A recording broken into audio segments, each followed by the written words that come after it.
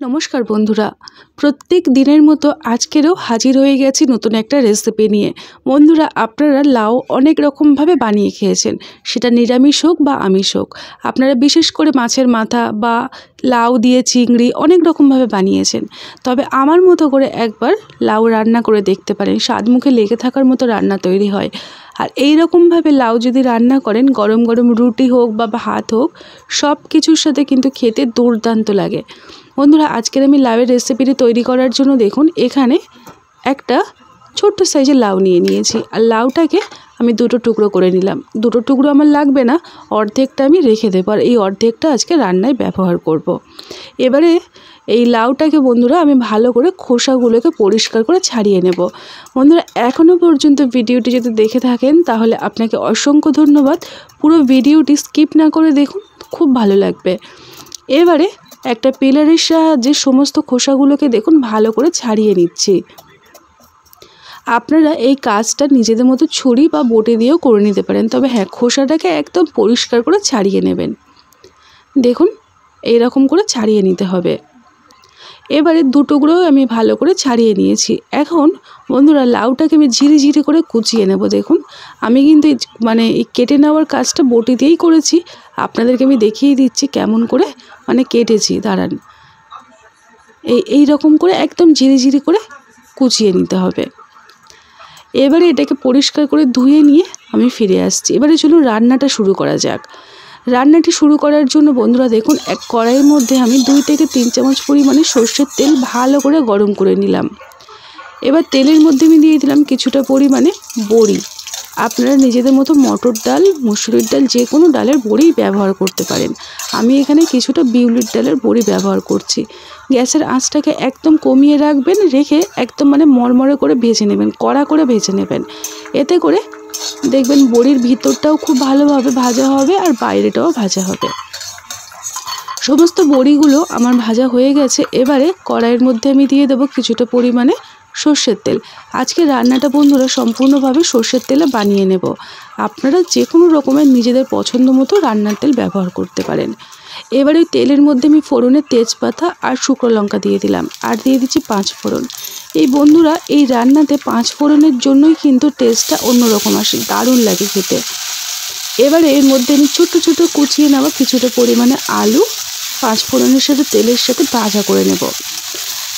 তো বন্ধুরা, ভিডিওটি এখনও পর্যন্ত যদি দেখে থাকেন তাহলে আপনাকে অসংখ্য ধন্যবাদ। আর ভালো লাগলে একটা লাইক, আপনার মতামত জানিয়ে আমার পাশে থাকবেন। বন্ধুরা, আলুটাকে ভালো করে নাড়িয়ে চাড়িয়ে ঢাকনা দিয়ে রাখলাম। এতে করে কি হবে, একদম কম আছে যেহেতু ঢাকনা দিয়ে রেখেছিলাম, আলুটা কিন্তু দেখবেন খুব সুন্দর নরম হবে আর রান্নাটা খুব সুন্দর মাখা হবে। এবারে আলুটাকে ভালো করে নাড়িয়ে চাড়িয়ে নিলাম। এর মধ্যে আমি দিয়ে দেবো গুঁড়ো মশলা। প্রথমে দিলাম গুঁড়ো হলুদ, আর দিয়ে দেবো জিরে গুঁড়ো, আর দিয়ে দেবো ধনে গুঁড়ো। দিয়ে অল্প একটু জল দিয়ে ভালো করে মশলার সাথে আলুটাকে কষিয়ে নেব। বন্ধুরা, ভিডিওটি ভালো লাগলে আপনাদের বন্ধুবান্ধবদের মধ্যে শেয়ার করতে কিন্তু একদম ভুলবেন না। আর যদি আজকে নতুন হয়ে থাকেন তাহলে আমার চ্যানেলটিকে সাবস্ক্রাইব করে আমার সাথে থাকতে পারেন। দেখুন বন্ধুরা, এখানে আলুটাকে ভালো করে নাড়িয়ে চাড়িয়ে ঢাকনা দিয়ে রাখলাম। বেশ কিছুক্ষণ, প্রায় 3 থেকে 4 মিনিট কম আছে ঢাকনা দিয়ে রেখেছিলাম। এতে করে দেখুন মশলাটা কিন্তু আলুর সাথে খুব ভালোভাবে মিশে গেছে। এবারে আমি এখানে দিয়ে দেবো আগের থেকে কেটে ধুয়ে গুছিয়ে রাখা যে লাউটা। আমি এখানে বন্ধুরা প্রথমে অল্প পরিমাণে লাউ দিয়ে দিলাম, কেন পুরো লাউটা দিয়ে দিলে কিন্তু নাড়াচাড়া করতে একটু অসুবিধা হবে। তো সেই কারণে অল্প একটু লাউ দিয়ে আলুর সাথে খুব ভালো করে নাড়িয়ে চাড়িয়ে নিচ্ছি, একটু কষিয়ে নিচ্ছি। এবারে বন্ধুরা, এখানে বাকি যে লাউটা ছিল ওটাও আমি একে একে দিয়ে দিচ্ছি। এইভাবে বন্ধুরা একবার হলেও কিন্তু লাউ রান্না করে দেখবেন, স্বাদ মুখে লেগে থাকার মতো রান্না তৈরি হবে। এবারে ভালো করে সমস্ত কিছুর সাথে আলুর সাথে মশলার সাথে লাউটাকে আমি চেষ্টা করব নাড়িয়ে চাড়িয়ে একদম কষিয়ে নেওয়ার। এবারে বন্ধুরা, আমি এখানে দিয়ে দিলাম অল্প একটু লবণ। লবণটা এই কারণেই দিলাম যাতে করে লাউটা আগের তুলনায় নরম হয়ে যাবে আর আমার নাড়াচাড়া করতে সুবিধা হবে। এবারে আমি এখানে দিয়ে দেবো 2টো কাঁচা পাকা লঙ্কা, একটু ভেঙে দিয়ে দিলাম, দিয়ে ঢাকনা দিয়ে রাখবো। এই রান্নাতে কোনো রকম গুঁড়ো লঙ্কা ব্যবহার করছি না, কাঁচা লঙ্কা এবং শুকনো লঙ্কা ফোড়ন দিয়ে এই ঝালেই আজকে রান্নাটা তৈরি হবে। এবারে কম আছে আমি যেহেতু 2 থেকে 3 মিনিট ঢাকনা দিয়ে রেখেছিলাম, এতে করে দেখুন বন্ধুরা লাউটা আগের তুলনায় কতটা নরম হয়ে গিয়েছে। এখন আমি ভালো করে সমস্ত কিছু নাড়িয়ে চাড়িয়ে নেব। বন্ধুরা ভিডিওটি এখনও পর্যন্ত যদি দেখে থাকেন তাহলে আপনাকে অসংখ্য ধন্যবাদ। ভিডিওটি ভালো লাগলে লাইক দিয়ে আপনার মতামত জানিয়ে পাশে থাকবেন। এবার ঢাকনা দিয়ে রাখলাম। বেশ কিছুক্ষণ এইভাবে ঢাকনা দিয়ে রেখেছিলাম, প্রায় 5 থেকে 6 মিনিট। এতে করে দেখুন বন্ধুরা অনেকটা সময় যেহেতু কম আছে ঢাকনা দিয়ে রেখেছি, লাউয়ের যে এক্সট্রা জলটা ওটা কিন্তু পুরোটা ছেড়ে দিয়েছে। যেহেতু লবণ দিয়েছিলাম তাই লাউ থেকে জল ছেড়ে দিয়েছে, আর ওই জলেই আলুটা সিদ্ধ হয়ে যাবে। আজকে রান্নাতে কোনো রকম জলের ব্যবহার একদমই করব না। লাউয়ের থেকে যে পরিমাণে জল বেরোবে ওই জলেই সম্পূর্ণ রান্নাটা হয়ে যাবে। এবার আমি দিয়ে দেবো বন্ধুরা, দেখুন যে বড়িটা আমি ভেজে রেখেছিলাম ওই বড়িগুলো হাতের সাহায্যে আমি ভেঙে দিয়ে দেব। এতে করে রান্নাটা একদম মাখা মাখা তৈরি হবে। আর বড়িগুলো কিন্তু দেখবেন মানে গুঁড়ো গুঁড়োই করে দিলে, খুব একটা কিন্তু গুঁড়ো করছি না, একটু ভালো করে দেখুন কিছুটা গোটা থাকছে, কিছুটা গুঁড়ো করে দিচ্ছি। এই রকমভাবে বড়ি দিলে দেখবেন রান্নার টেস্টটা কিন্তু খুব সুন্দর আসে। 2টো কাঁচা পাকা লঙ্কা ভেঙে দিলাম আর দিয়ে দিলাম অল্প একটু চিনি। চিনিটা সম্পূর্ণ অপশনাল, তবে হ্যাঁ যদি নিরামিষ যেহেতু রান্নাটা করছি অল্প একটু চিনি দিতে পারেন, এতে করে মিষ্টি হবে না, তবে এই রান্নার টেস্টটা কিন্তু খুব সুন্দর আসবে। এবারে ভালো করে সমস্ত কিছু নাড়িয়ে চাড়িয়ে দিলাম, দিয়ে কম আছে ঢাকনা দিয়ে দেব।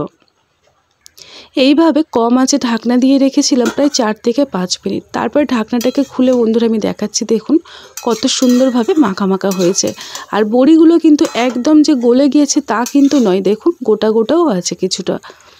তো বন্ধুরা ভিডিওটি এখনও পর্যন্ত দেখে আপনার কেমন লাগলো সেটা কিন্তু কমেন্টে অবশ্যই করে জানাবেন। সবার শেষে কিছুটা পরিমাণে ফ্রেশ ধনেপাতা কুচো দিয়ে দিলাম। ধনেপাতা কুচোটা দেওয়ার জন্য এই রান্নার টেস্টটা কিন্তু খুব সুন্দর লাগে। অনেকেই আছেন ধনেপাতা রান্নায় পছন্দ করেন না, তবে সেক্ষেত্রে আপনারা অল্প একটু ঘি দিয়ে নামিয়ে নেবেন। আমি এখানে ঘি আর দিলাম না, এখানে ধনেপাতা যেহেতু ব্যবহার করেছি তো সেই কারণে ঘি আর ব্যবহার করলাম না। তো বন্ধুরা আজকের আমার লাউ রান্না কিন্তু একেবারে হয়ে গেছে। এবারে সব কিছু ভালো করে নাড়িয়ে চাড়িয়ে নিলাম। দেখুন লাউ রান্না আমার একদম ভালোভাবে তৈরি হয়ে গেছে। এবার সবার শেষে আমি বন্ধুরা কিছুটা পরিমাণে ভাজা মশলা দিয়ে এটাকে নাড়িয়ে চাড়িয়ে নেব। ভাজা মশলা বলতে এখানে জিরে আর ধনে একসঙ্গে ভেজে আমি গুঁড়ো করে রেখেছিলাম। এটা যে কোনো নিরামিষ রান্নাতে ব্যবহার করি, খুব ভালো লাগে খেতে। এবারে ভাজা মশলাটা দিয়ে ভালো করে সমস্তটা নাড়িয়ে চাড়িয়ে নিলাম। এখন আমি এটাকে ঢাকনা দিয়ে রেখে দেব। তারপরে আমি কিছুক্ষণ পরে একটা প্লেটের মধ্যে সাজিয়ে নিচ্ছি। দেখুন বন্ধুরা আজকের আমার লাউ রান্না একেবারেই তৈরি হয়ে গিয়েছে। সম্পূর্ণ নিরামিষ পদ্ধতিতে স্বাদ মুখে লেগে থাকার মতো রান্না তৈরি হয়। বন্ধুরা আজকের লাউয়ের রেসিপিটি দেখে আপনাদের যদি একটুকু ভালো লেগে থাকে একটা লাইক মতামত জানিয়ে আমার পাশে থাকবেন। আজকের মতো কিন্তু এই পর্যন্ত। আবারও আসছি নতুন একটা রেসিপি নিয়ে। তার মধ্যে সবাই ভালো থাকবেন আর সুস্থ থাকবেন। টাটা।